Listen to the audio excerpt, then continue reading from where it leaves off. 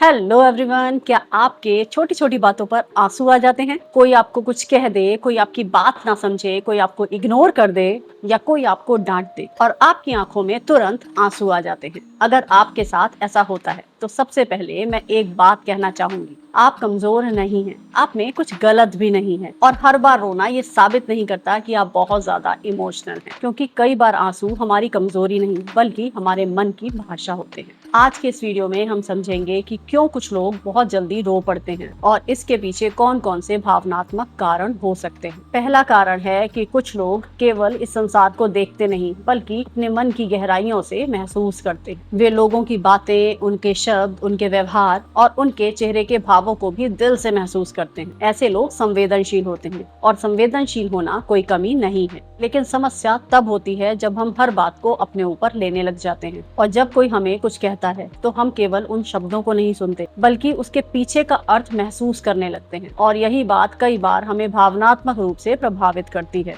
दूसरा कारण है दबी हुई भावनाएं। कई बार हम किसी बात पर नहीं रोते बल्कि हम उन 100 बातों पर रो रहे होते हैं जिन्हें हमने पहले कभी महसूस नहीं किया हो। शायद आपने हमेशा मजबूत बनने की कोशिश की, शायद आपने बहुत समय तक अपने दर्द को दबाया हो, शायद आपने कभी अपने मन की बात खुलकर नहीं कही और फिर एक दिन एक छोटी सी घटना होती है और आपका बांध टूट पड़ता है और लोग कहते हैं कि इतनी सी बात पर रोने की क्या जरूरत थी। लेकिन सच ये है कि ये आंसू उस बात के नहीं होते बल्कि वो महीनों और वर्षों से दबी हुई भावनाओं के होते हैं। कारण नंबर 3 है बार बार गलत समझा जाना। बहुत से लोग जल्दी इसलिए रो पड़ते हैं क्योंकि उन्हें कई बार गलत समझा गया होता है और जब आपको लगता है कि आपकी बात कोई नहीं समझ रहा, कोई आपकी भावनाओं को महत्व नहीं दे रहा, कोई आपकी नीयत पर सवाल उठा रहा है, आपको गलत समझ रहा है, तो भीतर दर्द होता है और बहुत बार ये दर्द आंसुओं के रूप में बाहर आता है। कारण नंबर 4 है भावनात्मक थकान। अक्सर हम लोग अपनी भावनात्मक थकान को पहचान नहीं पाते।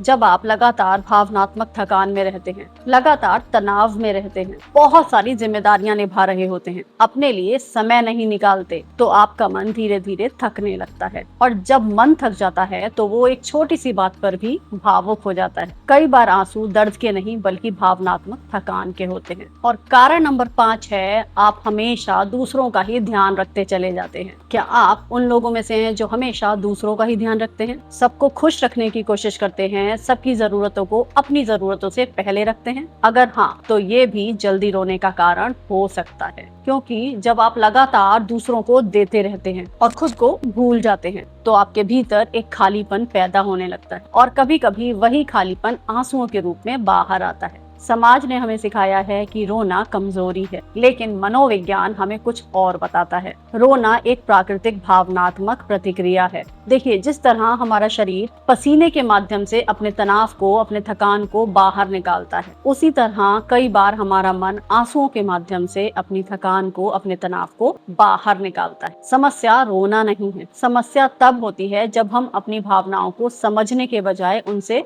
शर्म महसूस करने लगते हैं। तो अगर आप बहुत जल्दी रो पड़ते हैं तो क्या करें? सबसे पहले अपने आप को जज करना बंद कीजिए। खुद से ये मत कहिए कि मैं बहुत कमजोर हूँ, मैं बहुत ज्यादा इमोशनल हूँ। इसके बजाय अपने आप से पूछिए, मैं वास्तव में अभी इस समय क्या महसूस कर रही हूँ? क्या मैं आहत हूँ? क्या मैं अकेला महसूस कर रही हूँ? क्या मैं थकी हुई हूँ या क्या मुझे समझे जाने की जरूरत है? जब आप अपनी भावनाओं को समझना शुरू करती हैं, तो आंसू दुश्मन नहीं रहते बल्कि वो आपके शिक्षक बन जाते हैं। इसलिए जब अगली बार आपकी आंखों में आंसू आए तो खुद को जज मत कीजिए बल्कि अपने आप से पूछिए, मेरे मन को अभी क्या चाहिए? क्योंकि कई बार हीलिंग की शुरुआत सिर्फ एक इसी क्वेश्चन से होती है। अगर आपको ये वीडियो पसंद आया तो लाइक और शेयर जरूर कीजिए और चैनल को सब्सक्राइब करना ना भूलिए। मैं हूँ डॉक्टर गौरी, आपकी ट्रांसफॉर्मेशन कोच। आपसे फिर मुलाकात होगी एक और नई वीडियो के साथ। तब तक के लिए ऑल द बेस्ट।